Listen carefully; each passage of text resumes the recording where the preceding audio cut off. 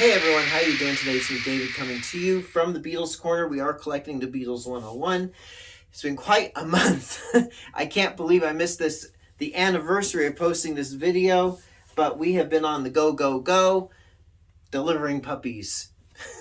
We have puppies. One is in here right now. That's why I keep looking around to make sure he don't make a doo-doo on the rugs. So anyway, with the Beatles, released 60 years ago, November 22nd, 1963.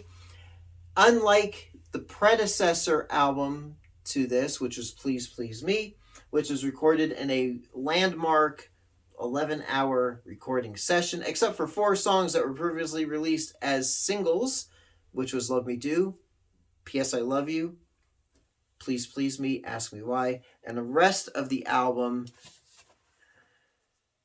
other 10 songs, were, I think that's a 14-song album, were recorded in that one session, as opposed to with the Beatles, recorded over about a 3-month period, July 18th of 63 through October 23rd of 63. Granted, the band was touring and recording singles and EPs, but still, they obviously took a little bit more time on this album.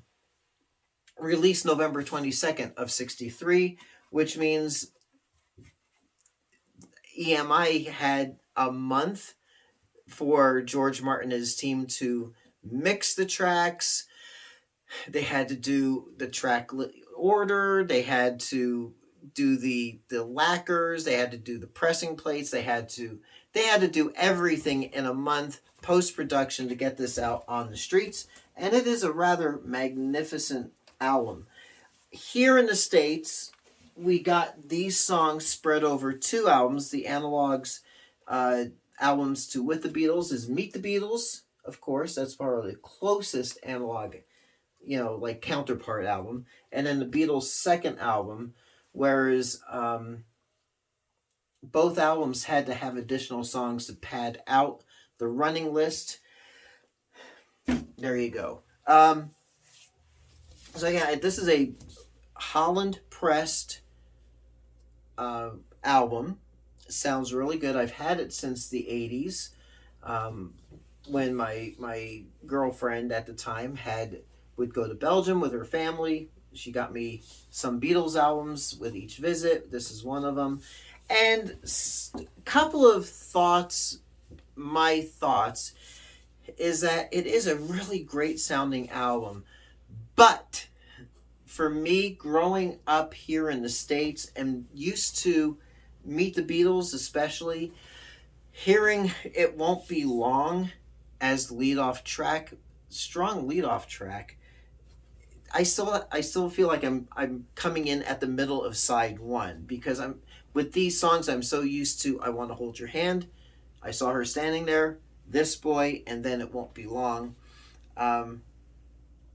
So that's, and then All My Loving closes out side 1 of Meet the Beatles, but now it's the third track. I mean, I shouldn't say now, because it was originally the third track on With the Beatles. And to me, it's always that song. It's a song that really is powerful to close out the side of an album. And the same thing with Not a Second Time on the second side. Not a Second Time closes out the album Meet the Beatles, but then the final song on this album is Money, which is a cover song, pretty much in the same line up as, or the same thought as with Please Please Me, where you have Twist and Shout closing out that album. They probably wanted to do something similar to close this out. But to me, Not a Second Time is just the perfect song to close out the album. The other big thing, besides the song listed, the tracks on the album, because the magic to me of Meet the Beatles was that it was all original compositions, except for Till There Was You. But all the songs on that album were original Lennon-McCartney and one George Harrison song. And I know somebody commented that I say a lot. it's just a word whisker. Sorry if it bothers anybody. I notice I'm doing it on this video. So, yes, that was the other thing. Was that being used to the Capitol albums as well? It's just, especially on the second album, all that like reverb and echo and whatever you want to call it. And hearing this, even now, I just finished listening to this for the first time in a while, and not to hear that reverb or echo drenched sound on these songs, it sounds good, but it's not what I'm used to. It's, to me, it's really glaring. But on the other hand, that's part of the magic of the non-American albums, the British albums, because it's kind of the way George Martin at this point in time, before Beatle involvement, felt the songs should be presented without that reverb or echo or whatever you want to call it that Dave Dexter took care of here in the States. So it does sound a bit dry, but it does sound good. I do overall enjoy this album, but to be honest, I'd rather listen, if I want to listen to the bulk of these songs, which is basically the Lennon and McCartney stuff, I'm going to listen to Meet the Beatles over this. But it's nice to listen to. The songs that appear on the second album sound good, but I'm not really, never really been thrilled with the cover songs that are on this album, probably because they're so prominent on the Beatles' second album. And to me, second album just sounds like a compilation album rather than a legitimate Beatles album. So, and I've always felt that way. So there you are, my little review of With the Beatles. Just want to say that this album was released. Oops. I tossed that onto a chair. It fell on the floor. But no, there's no record in it. It was just a cover.